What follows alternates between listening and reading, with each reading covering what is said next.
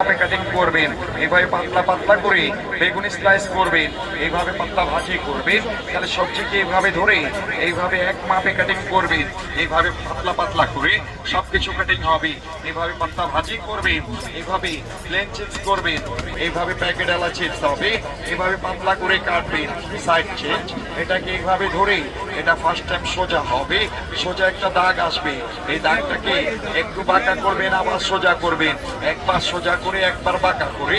সোজা বাঁকা যতবার নেট জালি ততবার সোজা বাঁকা করবেন না। তাহলে সবজিকে এইভাবে ধরে তাহলে সোজা সোজা স্ট্রেট প্রেস করবেন, ভাজি হবে।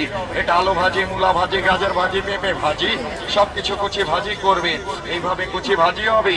এই জায়গায় এটাকে চাপ দিয়া কাটবেন, একটা সোজা করে একটা বাঁকা করে। এইভাবে নেট জালি হবে। সবচেয়ে মুশকিল আইটেম কাটবেন, এইভাবে টাচ করবেন, এই সাইডে কাজ করবেন, এই পাশে কুচি হবে, এই পাশে কাটবেন। এটা গোল গোল করে ঘরে বসে কাটা চামিচ দিয়া করেন, এখন এক মেশিনে হবে। এইভাবে ধরবেন আর এইভাবে কাট করবেন, এইভাবে ফুলের মতন স্টার ডিজাইন হবে।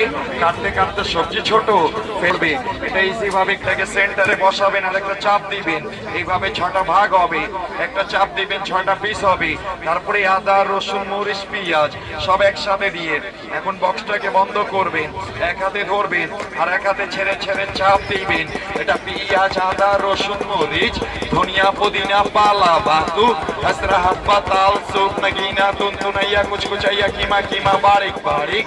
এইভাবেই সব কিছু কুচি কিমা করে কাটবেন, এইভাবে কুচি হবে।